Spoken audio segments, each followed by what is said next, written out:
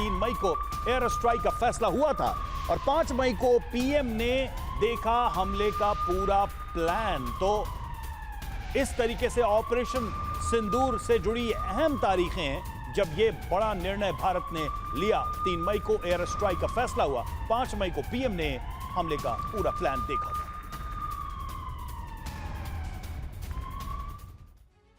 और आइए अब आपको ऑपरेशन सिंदूर की इनसाइड स्टोरी बताते हैं। 29 अप्रैल प्रधानमंत्री नरेंद्र मोदी ने सेना को खुली छूट दी। 30 अप्रैल पाकिस्तान के विमानों के लिए एयर स्पेस बंद करने का फैसला लिया गया। 3 मई को एयर स्ट्राइक का फैसला किया गया।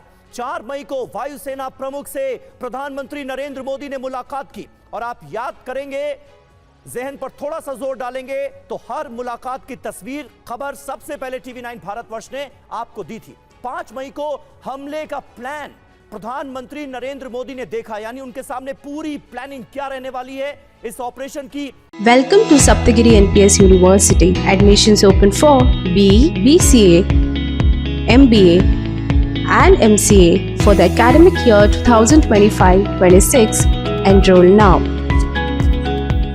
ये प्रस्तुत की गई। 7 मई को रात 1:05 पर पाकिस्तान पर वो स्ट्राइक कर दी गई जिसको लेकर यह कहा जा रहा है पूरी दुनिया में कि भारत ने आतंकवाद को बहुत कड़ा मैसेज दिया है इस बार। रवि, बिल्कुल, और अब आपको बताते हैं पाकिस्तान में किन 9 ठिकानों पर हमला किया गया और क्यों किया गया, इसको भी समझिए। पाकिस्तान में किन 9 ठिकानों पर हमला हुआ और कैसे भारत का यह बदला पूरा हुआ, सबसे पहले जरा उस पर गौर कर लेते हैं। देखिए, सवाई नाला कैंप मुजफ्फराबाद, कहां अटैक और क्यों अटैक किया गया यह भी हम आपको बता रहे हैं। पीओके में एलओसी से 30 किलोमीटर दूर सेना का पिन पॉइंट अटैक हुआ, सवाई नाला जो हम आपको बता रहे हैं। उसके बाद सैयदना बिलाल कैंप मुजफ्फराबाद, वहां पर हमला हुआ। जैश का टेरर कैंप, सेना का पिन पॉइंट, यहां पर हमला हुआ। हथियार विस्फोटक का सप्लाई सेंटर था ये, इसलिए इस पर हमला किया गया।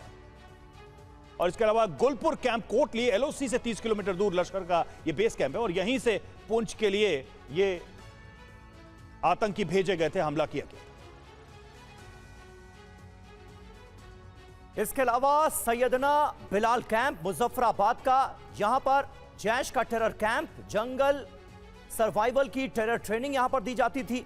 सेना का पिन पॉइंट अटैक यहां पर हुआ। हथियार और विस्फोटक का यह सप्लाई केंद्र था। इसके अलावा गुलपुर कैंप कोटली, जिसके बारे में हमने आपको बताया। और अब अब्बास कैंप कोटली की जानकारी, एलओसी से 13 किलोमीटर दूर लश्कर का टेरर अड्डा, 15 आतंकियों को ट्रेनिंग देने की क्षमता थी इसकी। इसके अलावा सर्जल कैंप सियालकोट में, इंटरनेशनल बॉर्डर से 6 किलोमीटर दूर, जम्मू कश्मीर पुलिस के हमलावरों को ट्रेनिंग जहां पर दी गई थी। और आतंक के इन तमाम ठिकानों को पूरी तरह से बर्बाद कर दिया गया है, तबाह कर दिया गया है हमारी स्ट्राइक में। बिल्कुल, और एसपीवी सिंह सर, सवाल यहां पर यही है कि भारत ने तो जो करना था बहुत प्रोफेशनल तरीके से किया है।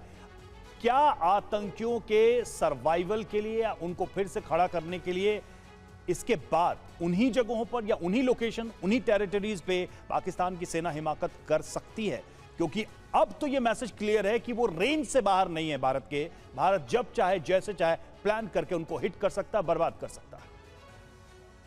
देखें, जब हमने सर्जिकल स्ट्राइक की थी और उसके बाद बालाकोट में स्ट्राइक की थी, तो कुछ समय पाकिस्तान सहम गया था।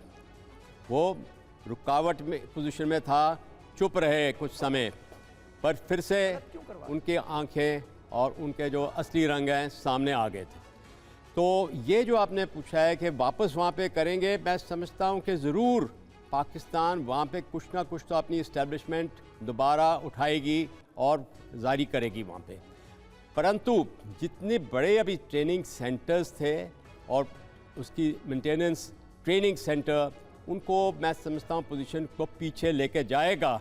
पर क्या है, पीछे भी अगर ले जाएगा तो पाकिस्तान की डेप्थ कितनी है और भारत की मिलिट्री रीच कितनी है, तो उससे वो उसको मालूम है कि अभी तो हाइड, सीक एंड डिस्ट्रॉय, ये तीनों चीज़ें भारत कंबाइन करेगा। आप हाइड कर लो, हम सीक एंड डिस्ट्रॉय करेंगे तुमको, तो इसका ये डर रहेगा। और हो सकता है कि अंडरग्राउंड साइलोस के साथ करे, पर उसको ये याद रहना चाहिए कि बालाकोट में स्पाइस 2000 इजरायली जो बॉम्ब जो हमने किया था, deep penetrating right below the earth कर सकते हैं। तो इसलिए पाकिस्तान, मैं हमेशा बोलता हूँ, संभल जाए, क्योंकि उसके लोगों को रोटी कपड़ा मकान इस सरकार का फ़र्ज़ है प्रोवाइड करना, ना कि कटोरा लेके दुनिया में जाना लोन लेने के लिए। बिल्कुल सही बात है। और आतंकवाद फैलाएगा तो उसका अंजाम क्या होगा, ये भारत ने इस बार बहुत अच्छे से बता दिया है।